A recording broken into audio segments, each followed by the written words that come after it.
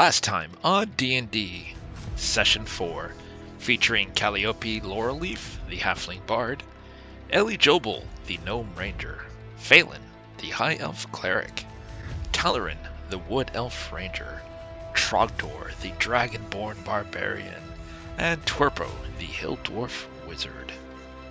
So last time they arrived on the continent, entering the town of the Ivory Coast, chasing the idea of riches and fame and fortune all being found on this new continent. In the town, Calliope spoke to an old man who seemed out of place in a tavern, and she learned that essentially he'd been driven from his house by kobolds. She also learned that there was also a bit of necromancy involved, as he had siphoned his wife's soul into a crystal ball for his son, who ended up eventually running away. Now, in my world, necromancy is a forbidden art, so raising dead and stuff like that, not okay.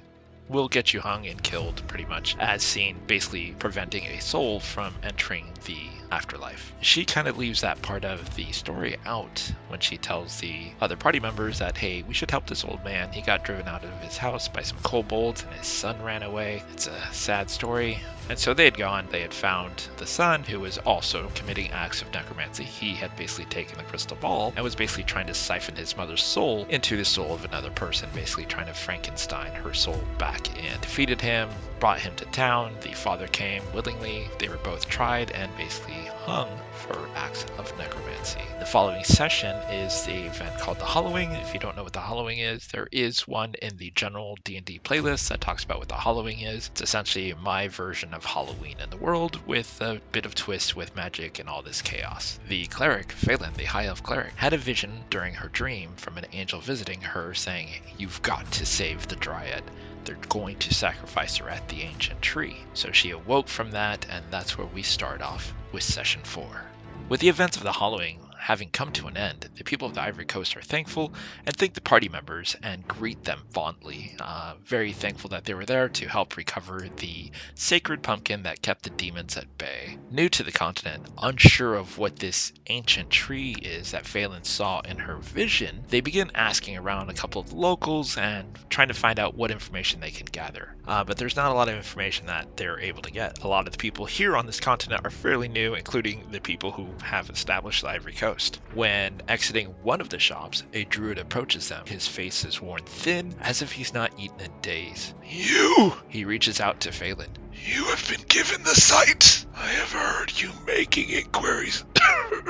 You know what's coming. The druid collapses to one knee before steadying himself to stand again. Cultists seek to free Varison from the prison by freeing him from the spear of Lindsay that imprisons him.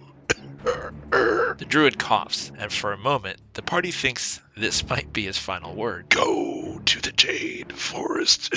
You will see the tallest tree there. This is, in fact, the ancient tree. Both Phelan and Ellie Jobel recognize the lore that is behind this Variston. Discovering that the location of the ancient tree is in the Jade Forest to the north of the Ivory Coast, the party also learns that it's about 2 weeks away on foot. The party debates on whether or not to purchase horses to quicken the travel down to roughly 3 or 4 days if they ride hard. The party eventually agrees, let's do the adventure on foot. Due to the total cost that it would cost to get horses, it would wipe them out financially. Heading out on foot, on the first night, on the third watch, the party is attacked by brigands. The 5 brigands are eventually defeated. Trogdor notes that they must have come from somewhere. And just as a side note, so Trogdor, the player, had asked me, hey, is there any chance that these brigands have like a map back to their base? And I said, you know what? Sure.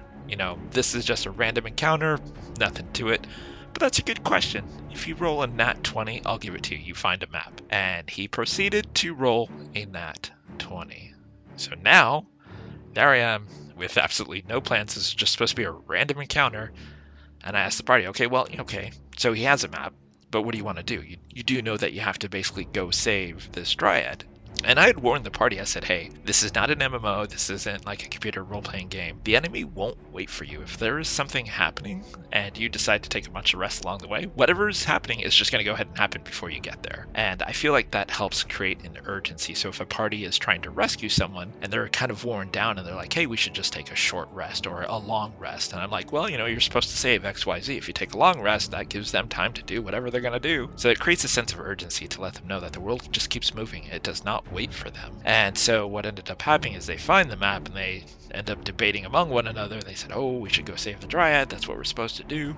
And then the other half is like, well, if we go to this brigand hideout and they have gold, we can take the gold, march a day back to town, buy some horses, and then ride on. So this goes on back and forth, and eventually they decided to go with going after the brigands, which means I have nothing planned for that. At the time, I was always typically just trying to plan stuff, so now I'm improvising. I'm improvising this whole idea of these brigands having a base.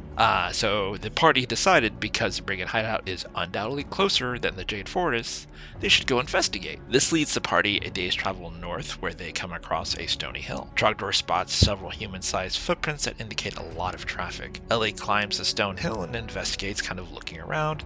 She finds a lever hidden by a stone and discovers there's a whole pulley system. She shouts down to the rest of the party that she's found something interesting. Unfortunately, her shouting down alerts to the brigands who are inside of this hill hideout, and a hobgoblin rides up the pulley system and begins attacking the party. By this time, though, most of the party has already climbed up to the top of the hill and greets the hobgoblin as he surfaces. Cal manages to use her magic to charm the hobgoblin, to which Trogdor basically kicks him down the hill, sending him falling down the jagged stones. Boom, boom, boom, boom, boom, taking damage as he falls. Ellie climbs onto Trogdor's back and goes down the one-person pulley system into the hill. Once inside, they see 4 other hobgoblins and 2 humans, one of which seems to be sitting on a makeshift throne made of stone. Trogdor attempts to intimidate him, but the one on the throne shouts, "Kill them." Trogdor and Ellie quickly press the button for the elevator to go back up. Once back at the top, Trogdor uses his javelin to jam the pulley system from being used.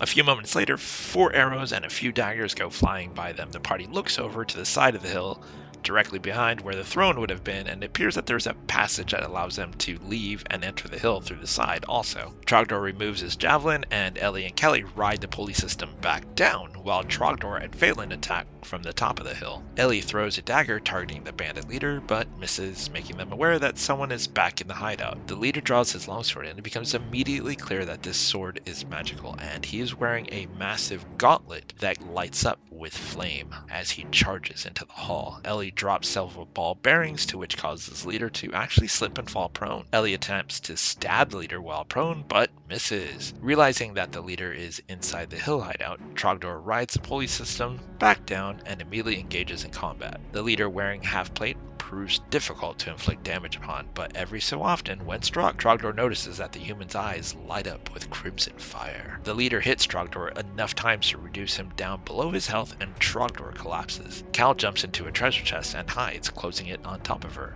Thankfully, not a mimic. Phelan begins riding the elevator down since the hobgoblin archers outside are dead and the human targets have come back inside the hill. The assassin human manages to stealth past Ellie and invokes a backstab, reducing her below her health. Phelan, seeing most of her companions are down, does a divine healing, distributing health, which raises Trogdor and Ellie back again. Together, they're finally able to defeat the brigand leader and eventually the assassin as well. The party takes a look at the room and collects almost 1,600 gold. There are 2 chests that are protected by magic, which the party seems unable to open, but they vow that they will return back here after they get horses. Phelan puts on the brigand leader's gauntlet because she had noticed that it seemed to glow, and she feels evil seeping into her veins and her soul. She tries to take off the gauntlet and realizes she can't, and she now knows the gauntlet is cursed. Trogdor picks up the brigand leader's longsword, but it doesn't burst into flame as it did when he had it. Badly hurt, the party decides to rest here. During the rest, Phelan heals them further. Each of them has a vision of Phelan holding a longsword over her head,